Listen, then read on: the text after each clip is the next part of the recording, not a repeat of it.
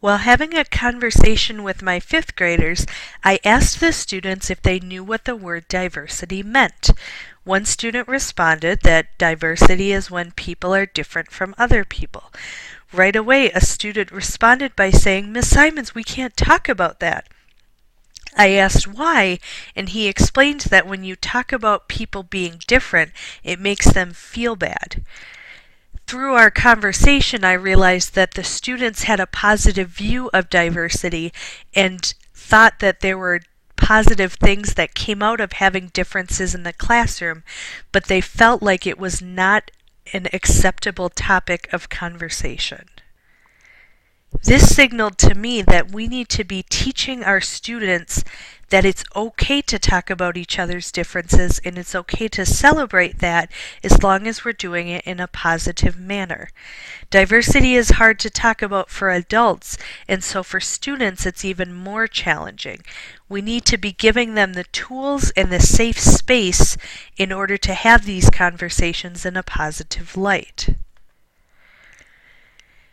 If we teach students to appreciate each other's differences and to have open conversations, hopefully it will lessen instances of bullying. Students will feel more welcome. It'll help break stereotypes and misconceptions that students might have. Talking about diversity, often makes it less taboo, and students feel a lot safer and happier in the classroom and are therefore able to succeed academically and socially. The current situation at my school in the past year was that we placed a heavy emphasis on academics and on college readiness.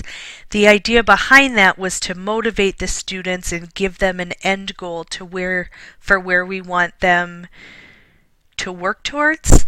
But instead what it caused was a stressful atmosphere for the students where instead of celebrating what they have to offer, they were constantly focusing on the things that they were lacking.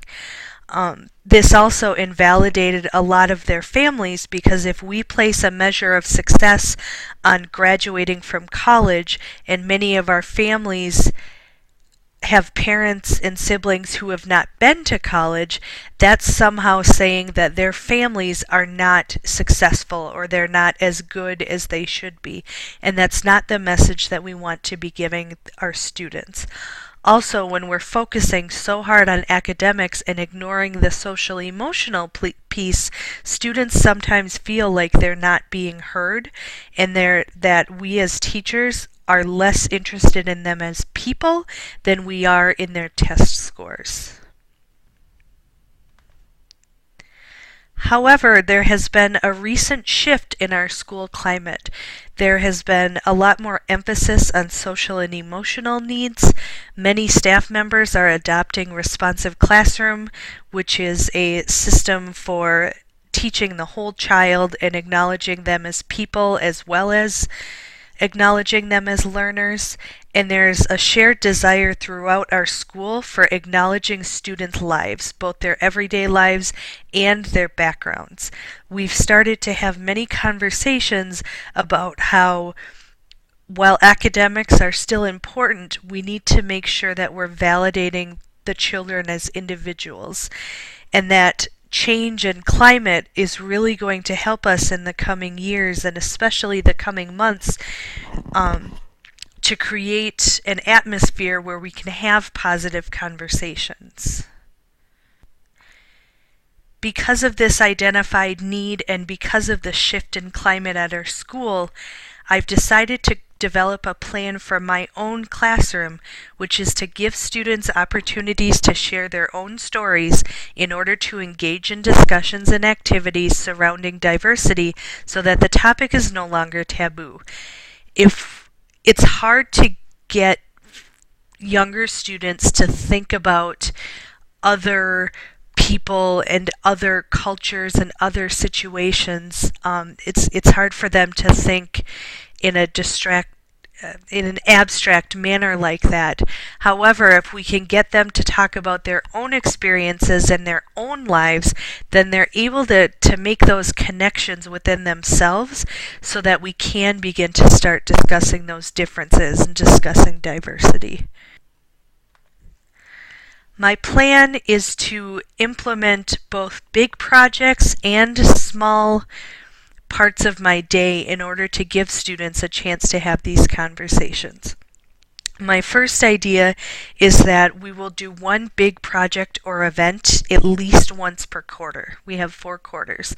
So ideas include making a biography slideshow so that they can share about themselves as individuals, having parents come into the classroom to share their backgrounds and to share their stories, having the students develop a life board, which is a way for them to talk about their background and where their ancestors came from, their cultures, what traditions they celebrate, what their family does together. It's a way for them to represent their own lives. And the final idea is a video project, which would be a montage celebrating the things that make me special or make me different. What do I have to offer? And every single one of these projects is intended to give the students a chance to share about themselves, learn about their classmates, and then figure out what is different between them and how does that help us as individuals? How does that help our classroom to have so many different unique talents and character traits? In addition to incorporating 4 big projects throughout the year, I also plan to make small additions in my classroom. At least once per week, I want to draw attention to different cultures and areas of diversity through writing prompts and writer's workshop, through more representation in the curriculum, including books, articles, passages, authors, and other academic pieces, and also introducing discussion topics throughout the day and throughout the week that can introduce diversity and the topic of differences in small ways rather than making it this big, serious conversation. An example of one of these discussions that doesn't have to be this big, huge thing, but a small thing could be discussing what you did over the weekend with your family, or what's a holiday that you celebrate together that you really enjoy, or let's look at this character and his family traditions. How is that the same or how is that different from your own traditions?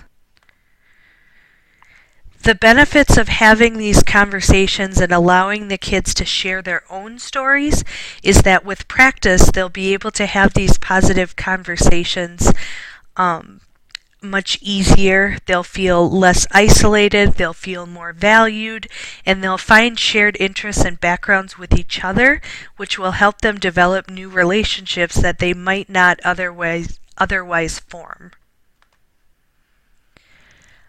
I will need support in order to make this plan happen because there's nothing in my school that I do alone. The first piece of support is my team, the other 5th grade teachers. We can work together to intentionally plan lessons so that this goal does not fall to the wayside. I also need support from my administration because they'll be able to provide me with resources for class activities. Our family support coordinator can help me connect with families to invite them into the classroom.